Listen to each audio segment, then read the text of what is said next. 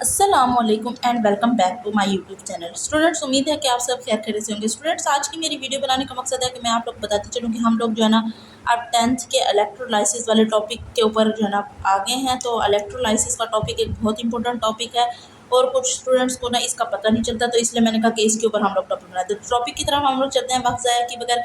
सबसे पहले आप लोग को पता होना चाहिए कि इलेक्ट्रोलाइसिस है क्या। सबसे पहले इसकी हम लोग डेफिनेशन पढ़ लेते हैं कि chemical decomposition of electrolyte by direct current.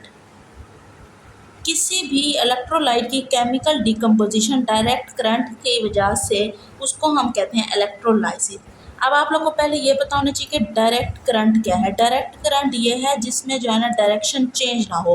हमारे घरों में जो करंट होता है वो अल्टरनेटिव करंट होता है, जिसकी डायरेक्शन चेंज होती है। वो करंट की उसकी वजह से होता है कि किसी को ज़्यादा करंट ना लग जाए और स्विच बंद हो जाए। उस तरफ हम लोग नहीं जाते फिजिक्स की तरफ, हम लोग सिर्फ डायरेक्ट करंट का आप लोग ये याद रख लीजिएगा, इसकी डायरेक्शन चेंज नहीं होती।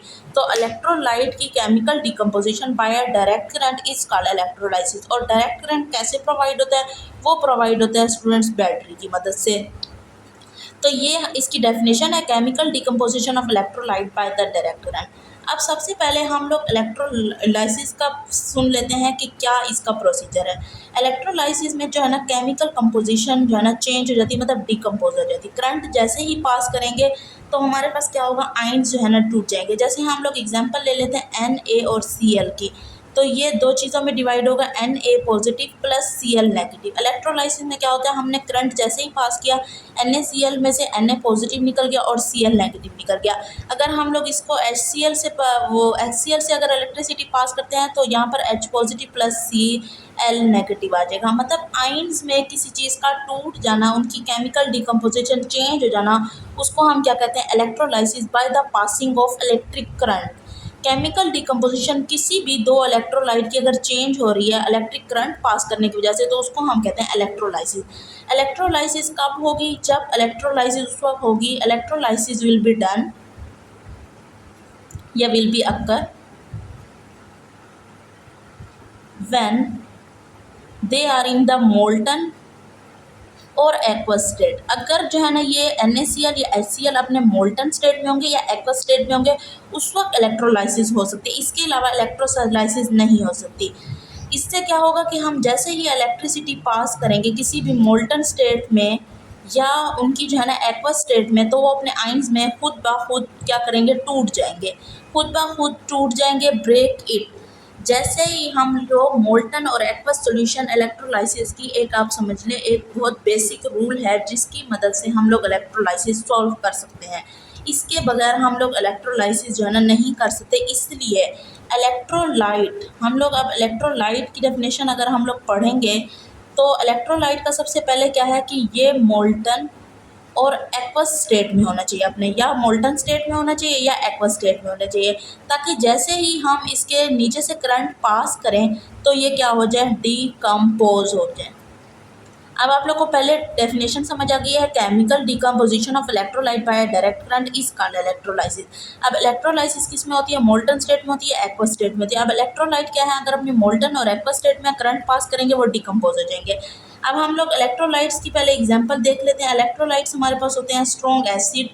कोई भी अगर स्ट्रॉन्ग एसिड है वो 100% इलेक्ट्रोलाइट है। स्ट्रॉन्ग अगर हमारे पास बेस है या अल्कली है वो इलेक्ट्रोलाइट है। स्ट्रॉन्ग हमारे पास साल्ट है तो वो क्या है, इलेक्ट्रोलाइट है। अब स्ट्रॉन्ग एसिड में हम लोग एग्जांपल देखेंगे तो हम लोग देखेंगे HCl और HNO3 की, ये हमारे पास स्ट्रॉन्ग एसिड है। स्ट्रॉन्ग बेस में हम लोग एग्जांपल देखेंगे तो आप लोग देख लें किसकी एग्जांपल देखेंगे, आप लोग NaOH की एग्जांपल देख लें या KOH की एग्जांपल देख लें। अब स्टूडेंट्स आप लोग पूछेंगे स्ट्रॉन्ग साल्ट क्या है। स्ट्रॉन्ग साल्ट ये है, अगर हम लोग एक स्ट्रॉन्ग बेस ले लेते हैं दूसरा स्ट्रॉन्ग एसिड ले लेते हैं, दोनों मिल जाएंगे तो NaCl अगर बना देंगे तो ये क्या होगा, स्ट्रॉन्ग साल्ट होगा। स्ट्रॉन्ग क्या होगा, साल्ट होगा। इसके अलावा स्ट्रॉन्ग साल्ट की एग्जांपल में K2SO4 भी है। मतलब स्ट्रॉन्ग एसिड और स्ट्रॉन्ग बेस को मिलाकर हम स्ट्रॉन्ग साल्ट जो है ना बना लेते हैं। इसके बाद हमारे पास क्या है कि ये 100% क्या है, इलेक्ट्रोलाइट है। ये क्या है, इनकी हम लोग इलेक्ट्रोलाइसिस कर सकते हैं। और कुछ हमारे पास होते हैं वो इलेक्ट्रोलाइट नहीं होते, वो जो है ना स्ट्रॉन्गली पास नहीं होने देते। उसमें हमारे पास क्या है, उसमें हमारे पास वीक एसिड है, वीक हमारे पास बेस हो गया कोई, या हमारे पास कोई वीक साल्ट हो गया, तो ये जो है ना नॉन इलेक्ट्रोलाइट नहीं है, लेकिन हमारे पास जो है ना वीक इलेक्ट्रोलाइट है।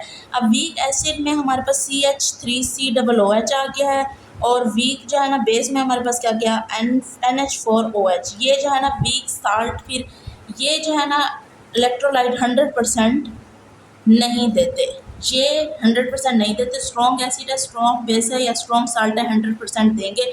मोल्टन एंड एक्वस सोल्यूशन में इलेक्ट्रोलाइसिस परफॉर्म करेंगे, ये वाले इलेक्ट्रोलाइसिस परफॉर्म नहीं करते। उसके बाद जो हमारे पास तीसरी एग्जांपल है वो है नॉन इलेक्ट्रोलाइट की। ये तो बिल्कुल इलेक्ट्रोलाइसिस दे ही नहीं सकते। इसमें जो हमारे पास एग्जांपल है वो है यूरिया की एग्जांपल है हमारे पास। अगर हमारे पास कोई भी डिस्टिल्ड वाटर है हमारे पास, अगर प्योर वाटर है, तो ये सारी चीज़ें क्या है, ये नॉन इलेक्ट्रोलाइट है। ये जो है ना इलेक्ट्रिसिटी पास ही नहीं कर सकते अपने अंदर से। अगर इलेक्ट्रोलाइट्स क्या हैं, अगर इलेक्ट्रोलाइट्स, अब इलेक्ट्रोलाइट्स की आप लोग डेफिनेशन समझ लें। जैसे ही हम क्या करेंगे, करंट पास करेंगे, करंट जैसे ही हमने इनके अंदर पास किया है, ये अपने किस में चेंज हो गए हैं, कंडक्टर बन गए हैं, और अपने इलेक्ट्रोलाइट्स में चेंज हो गए हैं, अपने आइंस में जो है ना चेंज हो गए हैं। आइंस में कैसे चेंज होता है, इसका मैं आप लोगों को बताती हूँ कि अगर हमारे पास CuSO4 है, तो अगर हम इसके अंदर से करंट पास करेंगे तो Cu2 पॉजिटिव आ जाएगा प्लस SO4 2 नेगेटिव आ जाएगा। अब हमारे पास इसके लिए दो चीज़ें होती हैं हमारे पास, एक हमने मेटेलिक कंडक्टर पढ़े हैं, और एक हमने क्या पढ़े हैं, इलेक्ट्रोलाइटिक कंडक्टर पढ़े हैं। दो चीज़ें हम लोगों ने पढ़ी हैं, मेटेलिक कंडक्टर और इलेक्ट्रोलाइटिक कंडक्टर। इसकी एग्जांपल है हमारे पास कॉपर वायर की एग्जांपल ले लेते हैं हम लोग, कॉपर वायर की एग्जांपल, और इसकी एग्जांपल में हम लोग ले लेते हैं CuSO4, जो ऊपर हमने लिया वही वाली ले लेते हैं। अब कॉपर वायर और CuSO4 ये क्या है, ये सॉलिड में होती है, और ये अपनी किस में होती है, लिक्विड स्टेट में होती है। इनका जो डिफरेंस है वो ये है कि ये जो है ना केमिकल कंपोजिशन अपनी चेंज नहीं करते, बल्कि ये वाले जो है ना अपनी केमिकल कंपोजिशन क्या कर लेते हैं, चेंज कर लेते हैं, और ये चेंज नहीं करते। इनका जो डिफरेंस है वो यही है कि ये केमिकल कंपोजिशन चेंज नहीं करेंगे, और ये जो है ना केमिकल कंपोजिशन चेंज करेंगे। इलेक्ट्रोलाइट में CuSO4 लिक्विड में आएगा, और मेटालिक में कॉपर वायर सॉलिड में आएगा। जैसे ही आप लोग मेटालिक कंडक्टर लेते हैं, कॉपर वायर में से करंट पास करते हैं आम रूटीन में, तो क्या उसकी केमिकल कंपोजिशन चेंज होती है, नहीं होती। लेकिन जब इसमें से करंट पास करेंगे तो ये अपने आयंस में डिवाइड हो जाएंगे, और इनकी केमिकल कंपोजिशन क्या हो जाएगी, चेंज हो जाएगी। तो ये इलेक्ट्रोलाइटिक कंडक्टर है, और ये क्या है, मेटालिक कंडक्टर है। मेटालिक कंडक्टर जो है ना और इलेक्ट्रोलाइटिक कंडक्टर अपने जो है ना आयंस फ्री कर देते हैं एक्वस सॉल्यूशन में, और इनकी जो है ना ये प्रॉपर्टी है कि ये किसी भी बॉन्ड को वीक कर सकते हैं बाय एंटी इलेक्ट्रिक जो है ना फोर्स की मदद से। अगर आप लोग के पास कोई भी कोवलेंट बॉन्ड है, जैसे हम लोग सॉलिड NaCl ले सकते हैं, ये नॉन इलेक्ट्रोलाइट है। सॉलिड NaCl नॉन इलेक्ट्रोलाइट है, मोल्टन NaCl इलेक्ट्रोलाइट है, क्योंकि इनमें क्या होती है, एक अट्रैक्शन पाई जाती है अपने दरमियान। अगर हम इसको चेंज भी कर देंगे ना, तो इनके दरमियान एक अट्रैक्शन होती है। ये अट्रैक्शन सिर्फ जो है ना वाटर ही ख़त्म कर सकता है, और उसकी जो है ना डाइलेक्ट्रिक कांस्टेंट कितना होता है, 81 होता है, मतलब 80 टाइम्स ग्रेटर होता है। इसलिए molten aqueous state molten state से ज़्यादा बेहतर है कि हमें वाटर खुद भी इस तरीके का बनाएगा कि जो है ना इसकी जो है ना क्या होती है, आयंस में जो है ना ये कन्वर्ट हो जाए। आगे हम लोग जो पढ़ेंगे वो हमारा होगा डिसोसिएशन और आयनाइजेशन की तरफ हम लोग चलते हैं। डिसोसिएशन, ये जैसे ही आप लोग कंसेप्ट देख लेंगे, तो हम लोग जैसे ही आप लोग की बुक वाला जो है ना पढ़ेंगे तो आप लोग को याद आ जाएगा। डिसोसिएशन और आयनाइजेशन, आयनाइजेशन कोवलेंट कंपाउंड में होती है, और डिसोसिएशन आयनिक कंपाउंड में होती है। इसमें जो है ना पहले से Na पॉजिटिव Cl नेगेटिव बना हुआ है, आयन सिर्फ जुड़े हुए हैं, उनको अलग करना है हमने। और इसमें क्या है, इसमें HCl है तो H पॉजिटिव और Cl नेगेटिव आयन आ जाएगा।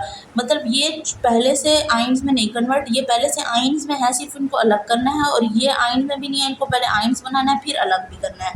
ये हमारे पास एक ये हो गई। उसके बाद हम लोग नेक्स्ट आप लोग के चलते हैं सीरीज़ की तरफ। वो हमारे पास है कि हमने जो है ना NaCl की निकालनी है, इलेक्ट्रोलाइसिस ऑफ NaCl। ठीक है बेटा, हम लोग इलेक्ट्रोलाइसिस की तरफ चलते हैं, फिर हम लोग चलेंगे electrolysis of molten bromide. Electrolysis of NaCl पहले हम लोग पढ़ते हैं, इलेक्ट्रोलाइसिस ऑफ NaCl। सबसे पहले आप लोगों ने इसका जो है ना स्ट्रक्चर बना लेना है। ये इस तरीके का इसका स्ट्रक्चर होता है। इसमें जो है ना 2 इलेक्ट्रोड होते हैं, आप लोग को पता है, एक कैथोड होता है और एक एनोड होता है। पानी इसमें डाला हुआ होता है हमने मोल्टन स्टेट के लिए, क्योंकि इलेक्ट्रोलाइसिस हमने करनी है इसी वजह से। और उसके अलावा जो है ना यहाँ पर आयन्स आप लोग देख लें बने हुए हैं। अगर ये Na पॉजिटिव आयन ये है तो इसका मतलब है ये कैथोड है और ये वाला क्या है, एनोड है। इसके ऊपर पॉजिटिव चार्ज है और इसके ऊपर नेगेटिव चार्ज है। और जैसा कि आप लोग को पता है ये जो है ना बैटरी के साथ कनेक्ट भी होते हैं, तो ये बैटरी के साथ हमारे पास क्या हो गया, कनेक्ट हो गया। अब क्या करेंगे, सबसे पहले हम लोगों ने देखना है कि कैथोड के ऊपर कौन सा वो होगा। कैथोड का आप लोग को पता है ये जो है ना डिस्चार्ज करता है, मतलब चार्ज को क्या करना है, इसने आप ख़त्म करना है। चार्ज को कैसे ख़त्म करेगा, Na है हमारे पास, तो ये क्या करेगा, Na किसके ऊपर डिस्चार्ज होगा, कैथोड के ऊपर, प्लस अपना इलेक्ट्रॉन दे देगा और Na पॉजिटिव बन जाएगा। ये क्या हो गया, अब डिस्चार्ज हो गया, इसने अपना इलेक्ट्रॉन इसको दे दिया, डिस्चार्ज हो गया। इसी तरीके से अगर हम कैथोड एनोड की बात करें, एनोड भी क्या होगा, Cl नेगेटिव है ना, Cl नेगेटिव। अब ये अपना चार्ज इसको देगा, ये ऐसे हो जाएगा और ये यूँ हो जाएगा, Cl प्लस इलेक्ट्रॉन। इसने अपना डिस्चार्ज किया है, इसने अपना डिस्चार्ज किया है। इलेक्ट्रोड्स का मकसद भी यही होता है कि चार्ज को ख़त्म कर देना, डिस्चार्ज, चार्ज का ख़त्म हो जाना। इसको कहते हैं कि ये डिस्चार्ज हो रहे हैं बाय द कैथोड। चार्ज अब ख़त्म हो गया है, Na positive plus electron Na positive बन गया है। सॉरी, ये Na पॉजिटिव था तो यहाँ पर ये पॉजिटिव नहीं आएगा, Cl नेगेटिव था, इलेक्ट्रॉन इसने भी अपना क्या कर दिया, चार्ज ख़त्म कर दिया, उसने भी अपना क्या कर दिया, चार्ज क्या कर दिया, ख़त्म कर दिया। अब नेक्स्ट हम लोग चलते हैं electrolysis of molten lead bromide, PbBr2। इसमें फिर वहीं आप लोगों ने पहले जो है ना स्ट्रक्चर बनाना है। इसका जो होगा ये सिलिका का बना हुआ है, तो आप लोगों ने फिर इलेक्ट्रोड बना देने हैं। ये नेगेटिव होगा कैथोड और ये पॉजिटिव होगा एनोड। अगर ये नेगेटिव है तो इसके साथ Pb2 पॉजिटिव आएगा, अगर ये पॉजिटिव है तो इसके साथ Br नेगेटिव आएगा। हमारे पास ये इलेक्ट्रोलाइसिस पहले से बनी हुई है, तो अब फिर हम लोग करेंगे वैसे का वैसे ही। इनर्ट इसमें जो है ना ग्रेफाइट है, ताकि रिएक्शन को जो है ना कोई भी मसला ना हो, कोई भी चीज़ इसके अंदर आके जो है ना कन्वर्ट ना हो। तो हम लोग कैथोड पर रिएक्शन देखेंगे, फिर हम लोग किस पर देखेंगे, एनोड पर रिएक्शन देखेंगे। एनोड पर रिएक्शन देखेंगे और हम लोग किस पर देखेंगे, कैथोड पर देखेंगे रिएक्शन। कैथोड पर किसका रिएक्शन होगा, Pb2 पॉजिटिव का। वैसे ही होगा, डिस्चार्ज हो जाएगा तो Pb+2 इलेक्ट्रॉन यहाँ आ जाएगा और ये डिस्चार्ज होगा तो ये Pb बन जाएगा।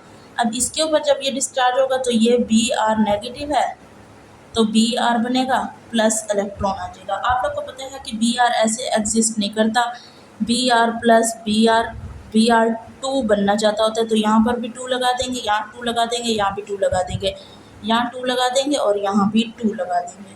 क्योंकि Br जो है ना ऐसे डिस्चार्ज नहीं होता, इसलिए आप लोग को ये पता होना चाहिए। इसका जो कलर होगा ये क्या होगा, रेडिश ब्राउन होगा। और इसका Pb का जो कलर होता है वो होता है सिल्वर ग्रे। ये 2 चीज़ें हैं। अगर सिल्वर ग्रे चीज़ वगैरह निकल रही है इलेक्ट्रोलाइसिस में तो आप लोगों को पता हो कि वो लेड है। अगर वो कहें कि रेडिश ब्राउन कोई कलर निकल रहा है तो आप लोगों को पता होना चाहिए कि वो ब्रोमाइड गैस है जिसमें से रेडिश ब्राउन निकल रहा है। नेक्स्ट हम जो वो वीडियो बनाएंगे उसमें हम लोग पढ़ेंगे एसिडिफाइड वाटर के बारे में और CuSO4 as a inert PET graphite. तो आज की मेरी वीडियो यहीं तक खत्म होती है। अगर आप लोग को वीडियो पसंद है तो वीडियो को लाइक करें, कमेंट करें, शेयर करें, सब्सक्राइब करें। तब तक के लिए मुझे इजाज़त दें। अल्लाह हाफिज़।